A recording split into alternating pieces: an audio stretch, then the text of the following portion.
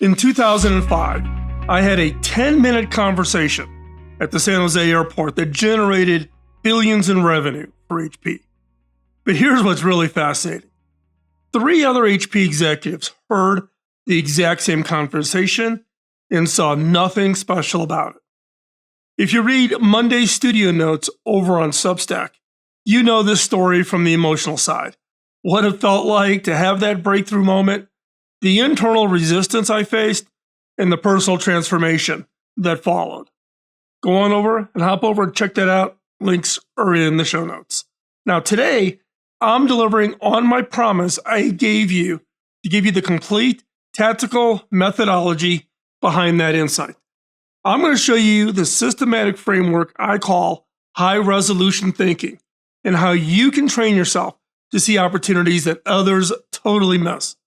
And by the end of this episode, you'll understand the 3-stage system that turns casual conversations into breakthrough innovation ideas.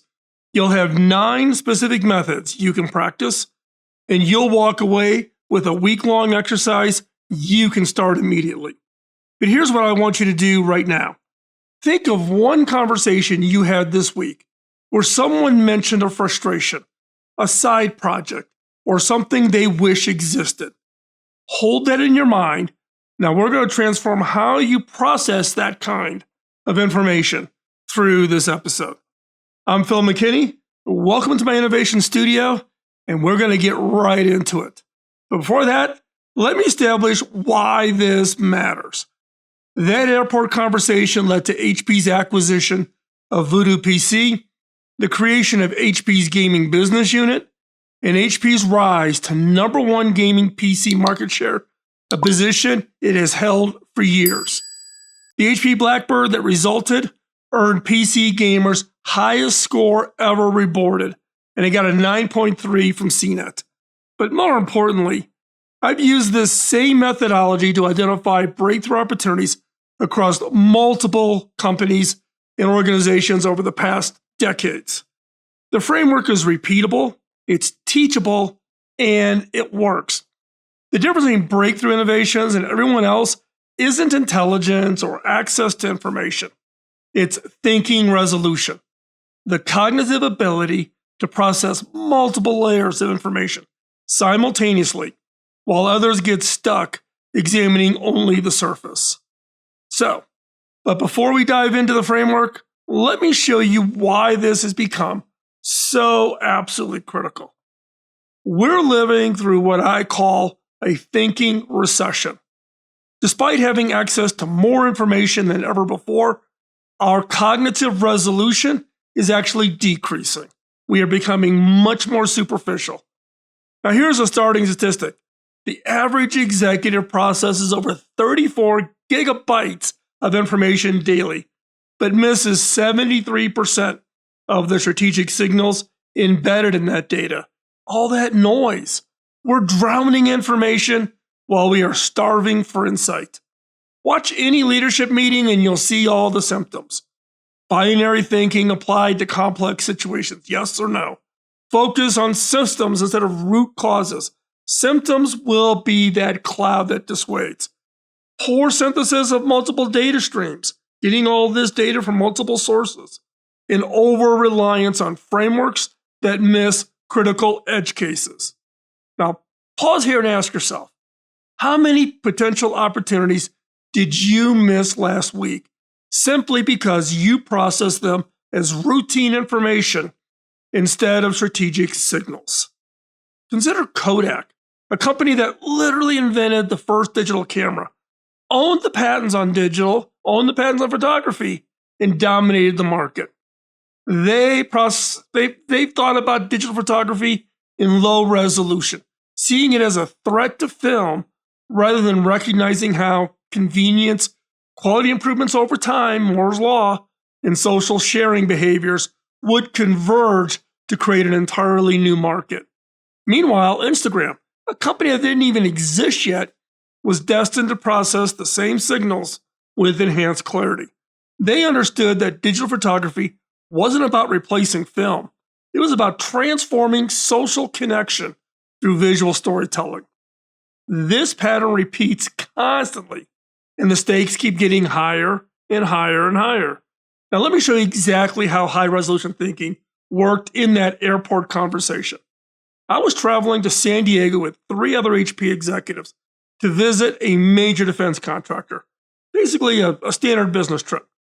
But instead of small talk, I asked the HP engineer who was traveling with us about his side project. And after some prodding, he described a PC he had built with off the charts performance. He'd been sneaking parts from the parts bin, sneaking motherboard customizations into the production runs, and conducting unauthorized R&D on his own time. Now, here's where thinking resolution made the difference. Now, the standard resolution capture would be, an HP engineer built a super fast PC. High resolution capture would have been, an internal stealth project. We're talking to a defense contractor about some technologies that could impact our PC business. We could talk about performance optimization, and we're talking about unauthorized innovation driven by a personal need or market demand. Another way to think about this is standard resolution processing would have been, okay, we built a faster PC, so let's go into a gaming opportunity. High resolution processing would have been, multiple pattern vectors converging, computing power trajectory hitting the gaming demand, able to meet that at a very, very high end. Defense-grade performance concepts moving into consumer markets, and enthusiast communities forming through the internet connections at that time. Keep in mind, this was 05 and 06.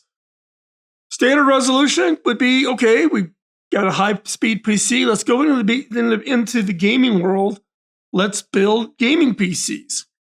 High resolution compression would have been, let's acquire existing excellence rather than build from scratch.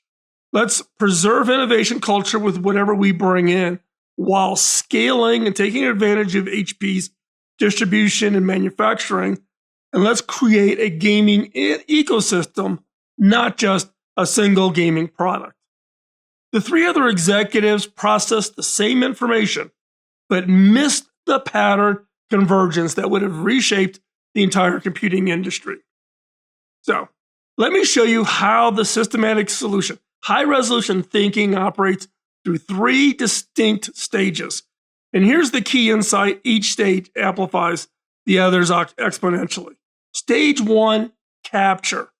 Most people process conversations at kind of service level, missing 90% of the strategic signals embedded in everyday discussion, whether that's on a Zoom call, face-to-face, phone call, emails. We throw away 90% of it when it actually contains strategic signals. Now, this stage trains you to simultaneously examine multiple layers of reality, from obvious statements to hidden patterns to emerging trends. So you extract breakthrough insights from information others dismiss as routine. Stage 2 is process. While others analyze single trends in isolation, advanced thinkers recognize that breakthrough opportunities emerge where multiple patterns converge. You learn to track pattern vectors across different scales, time frames, then identify the intersection points where small insights become massive market opportunities. And then stage 3 is compress. Even brilliant insights die if they can't drive action, which is why 89% of strategic observations never get implemented. This stage teaches you to package complex discoveries into forms that bypass cognitive resistance and creates inevitable decisions rather than ignored recommendations. Now, here's what's fascinating. Most people get stuck in stage 1. They either only see surface information, nothing that triggers an action, or they get overwhelmed by the details. Advanced thinkers master all 3 stages systematically, and that's when breakthrough insights become predictable rather than lucky. The companies dominating their industries have leaders who excel at all 3 stages. The ones struggling usually excel at only 1 and maybe 2. Now, let me break down each stage with specific methods you can practice and apply immediately, today, soon as you in watching this video. So stage one. Stage one trains you to see what competitors overlook by processing information through multiple layers simultaneously. Most people process conversations at the service level, and they miss the vast majority of any embedded signals in those everyday discussions. But I'm going to share with you how to extract game-changing insights from information others dismiss as routine. So let me break these down. There's three methods. Method number one is multi-layer observation. Most people either see the big picture or get lost in the details, but advanced innovators process both simultaneously along with emerging signals and missing context. This systematic scanning technique operates through four distinct lenses, ensuring you never overlook critical information that competitors dismiss as irrelevant. So first is the surface layer, what everyone sees. It's kind of the obvious that's out there. Second one, pattern layer. What connects and repeats? What's the structure? How are things interrelated? The third is the signal layer. What's emerging or changing? What trends can I pick up on? And the fourth one is the context layer. What's missing or assumed? What's the invisible? There's all these, assumptions and rules that kind of operate that are behind below. You don't really verbalize them. Ask yourself what's missing. Now, in the HP example, the surface layer was engineer built a fast PC. The pattern layer was our upcoming defense contractor visit revealing performance vectors beyond consumer markets. The signal layer was stealth projects suggesting broader unmet demand. And the context layer was our official roadmap, missing performance enthusiasts willing to pay the premium. Okay, what's method number two, which is signal versus noise? You're getting a lot of information. How do you determine the signal from the noise? Information abundance has made signal detection a critical skill, as most people collect data randomly and hope just patterns emerge. Advanced thinkers use systematic filters to distinguish information that predicts and explain from information that distracts and misleads, dramatically improving decision quality while reducing cognitive overload. So what are these? Well, one is what we call high signal, information that predicts, explains, or changes decisions. Those are the ones that just kind of like the 2x4 on the side of the head. What's a medium signal? Information that provides context or confirmation. What about noise? Noise is information that distracts or misleads. Now, in this case, the stealth project that I discovered in this discussion with this one engineer was high signal. It indicated unmet market demand worth risking his career for. Think about it. He's telling the CTO he's stealing parts and misusing resources in the form of production runs. That's putting your career at risk. Technical details were medium signal, all the things to make it work. The official job duties were noise. And that's how you figure it out. When you're getting information, you got to put it into these buckets. Now, what's method number three? Edge case hunting. Now, again, you're looking about gathering information still. So, while most companies focus on serving their mainstream customers better, edge cases often contain the most valuable insights about where entire markets are heading. By systematically studying outliers, boundary conditions, and exceptions to conventional wisdom, you'll identify game-changing opportunities before they become obvious to your competition. So, how do you find these? Well, one is asking extreme questions. What happens if this opportunity scales 10x? Well, what happens if it shrinks 10x? What are the boundary conditions? Where do the rules stop working? Were the rules for maybe how HP could serve that? What are some failed examples? What can unsuccessful cases teach us? When have we tried something and it didn't work? And then outliers. Who succeeds despite breaking conventional wisdom? And then the stress test. How does this hold up under pressure? Does the math work? This is kind of the area that lines up with the conversation that I shared in my meeting with Dr. Bose Stereos, Bose Corporation. If you haven't listened to that episode, hop on over and watch that. How does this hold up under pressure? Is this going to work long term? Now, the gaming enthusiasts building high performance PCs weren't an exception to ignore. They were leading indicators of a massive market transformation. So ask yourself, think about your organization's recent decisions.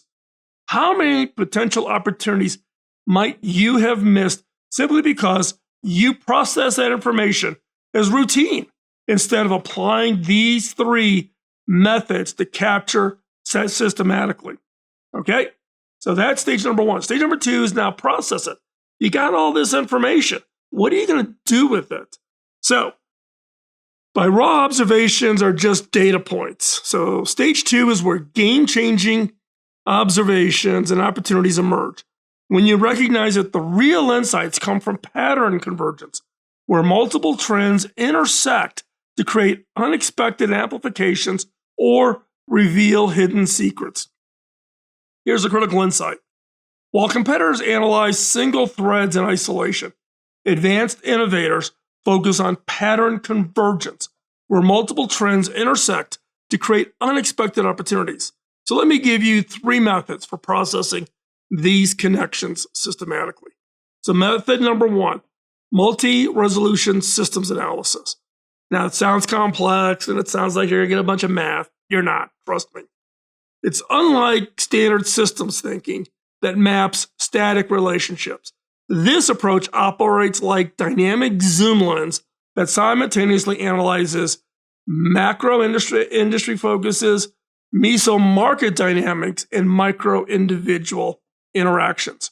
You'll learn to identify temporal bridges, how today's micro decisions aggregate into tomorrow's macro realities, giving you predictive insights into market transformations before they become visible to others.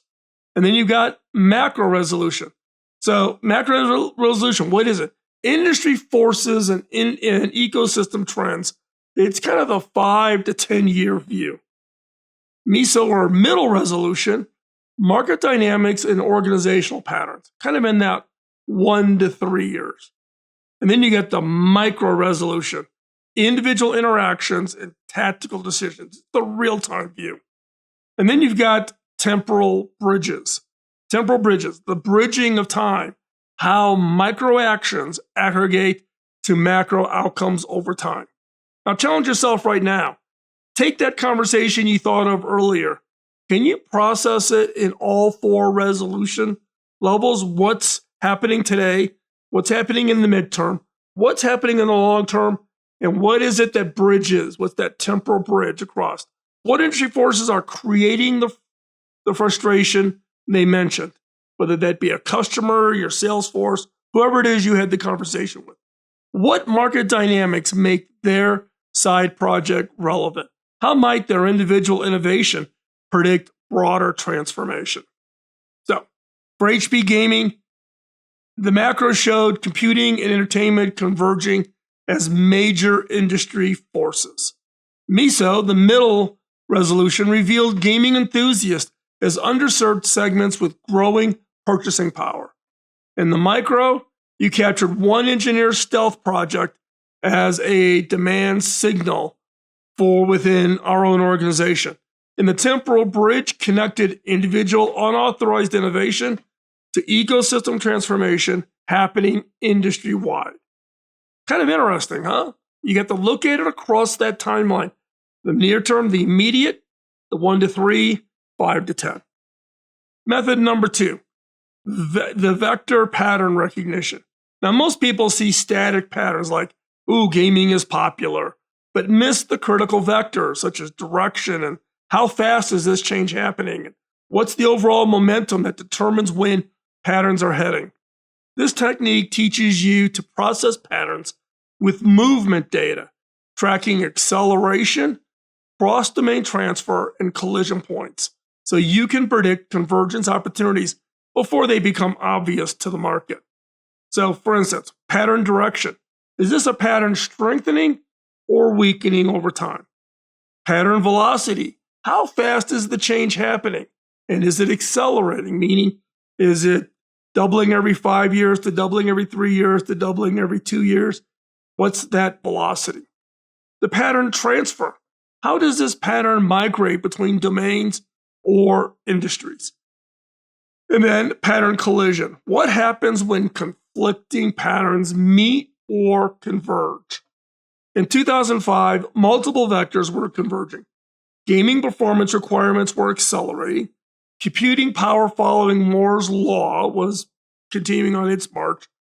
Consumer willingness to pay premiums was increasing. And enthusiast communities growing through internet connections and forums and online gaming. That collision point would create a massive new market category, one that we took advantage of, and one in which HP became the number one provider for many years. Method number 3, interference pattern analysis. While standard approaches analyze individual trends separately, game-changing insights emerge from interference patterns, where multiple trends overlap to create constructive amplification or destructive cancellation.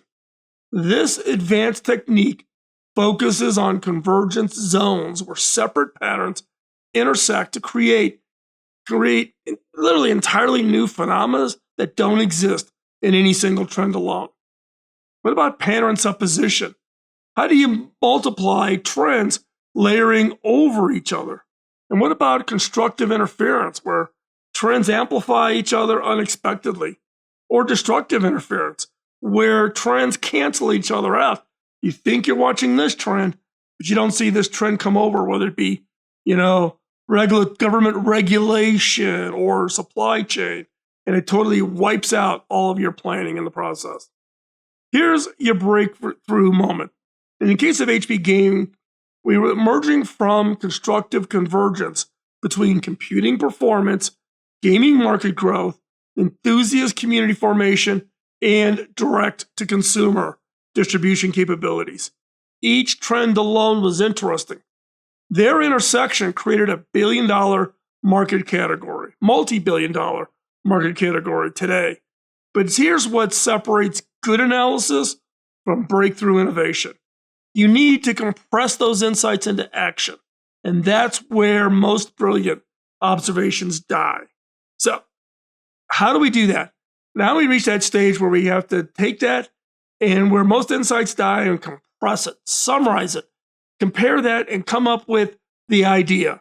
Now, even the most sophisticated understanding of market patterns is worthless if you can't drive action, which is why so many strategic observations never get implemented, because they trigger resistance instead of recognition. Here's the brutal truth. Most strategic insights never get implemented because they trigger resistance instead of recognition. The difference between advanced innovators and everybody else isn't just what they see, it's how they package what they see. So method 1, the insight compression engine. Standard approaches dump conclusions on people and hope they accept them, which triggers resistance instead of recognition. Advanced compression works like a key designed for specific mental locks, using cognitive hooks and strategic storytelling that exploit existing beliefs. Mental proof that triggers acceptance, and action triggers that make next steps feel inevitable rather than optional. Then you talk about the cognitive hook. Exploits existing mental models for instant recognition. That's why you hear from VCs, oh, we are like Uber, but food for food. We are like X, but X plus Y. And then proof compression, minimum viable evidence that triggers belief. You don't need a big long presentation. You can do it simply by what's that minimum viable evidence that triggers the belief. And then the action trigger. What makes the next step feel inevitable rather than optional? And then replication code ensures that insight spreads naturally to others. Now think about this. For HP Gaming, I did not present a 40-slide market analysis to the other senior executives.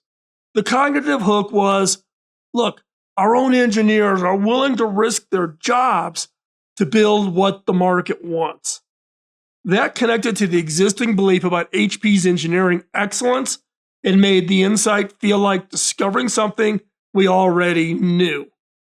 Okay, now what about method number 2? Temporal compression. Human brains are terrible at imagining future consequences, but excellent at choosing between clearly presented options, which is why most strategic insights fail to drive action.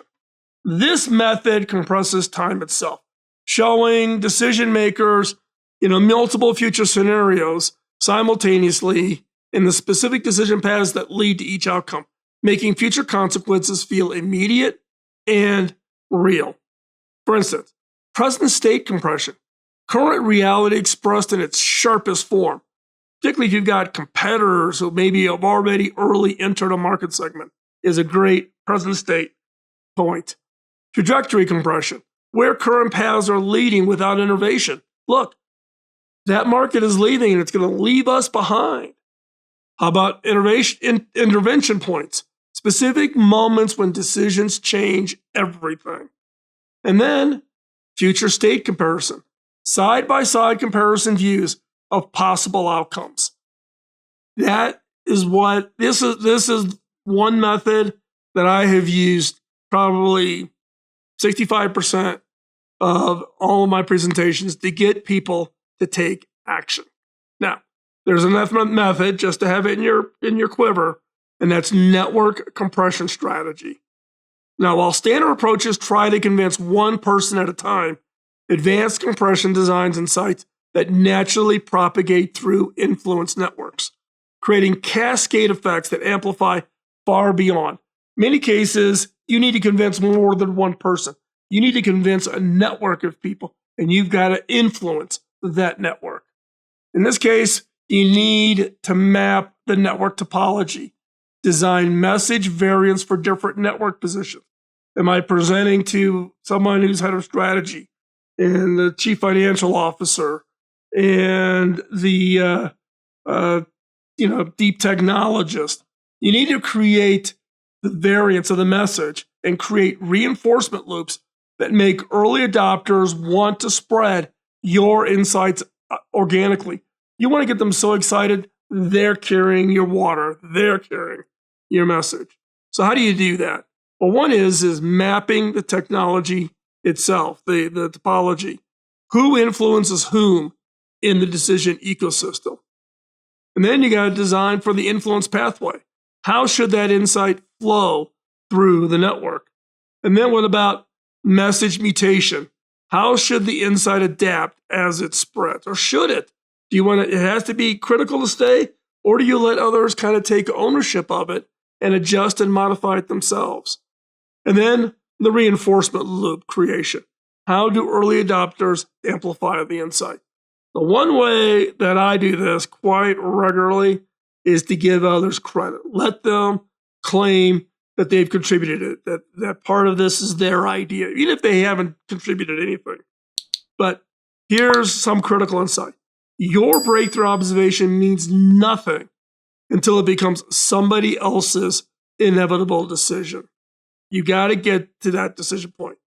Now, here's how you master this framework systematically. We've gone through a lot of this, and by the way, all of this will be in the show notes over on killerinnovations.com, and you can get it all written out. And if people are keenly interested in it, I will blow this out and create a much more in-depth document.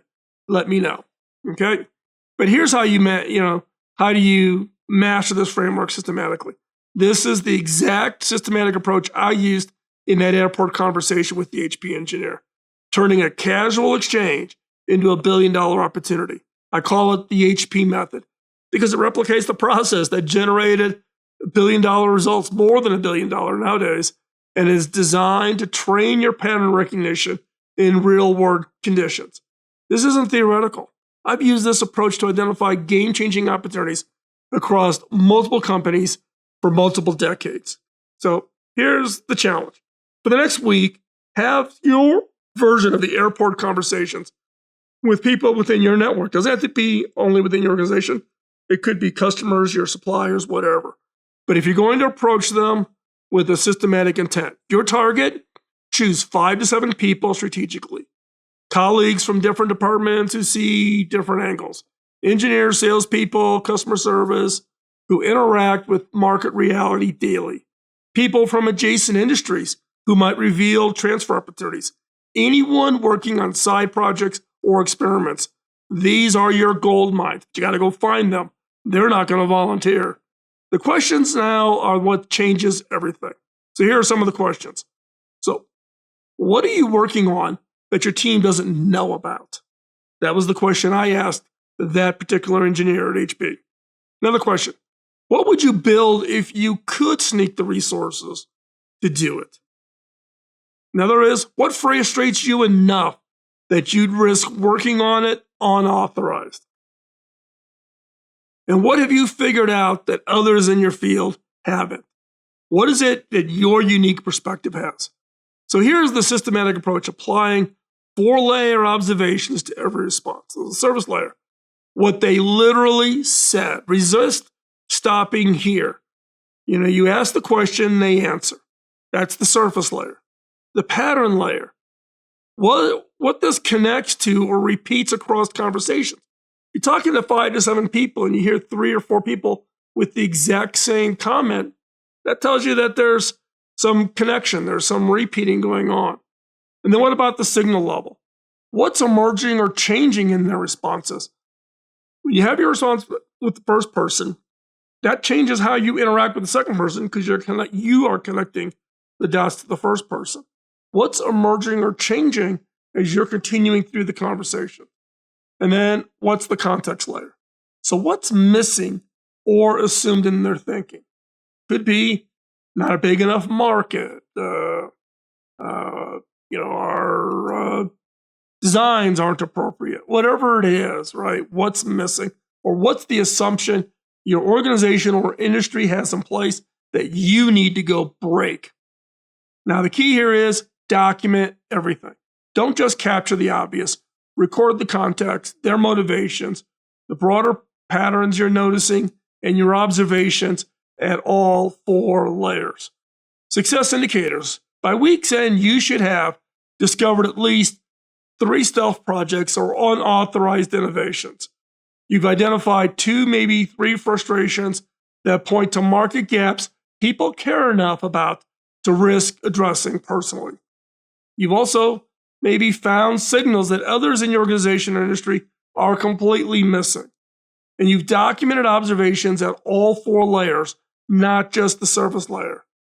Now, what you're hunting for?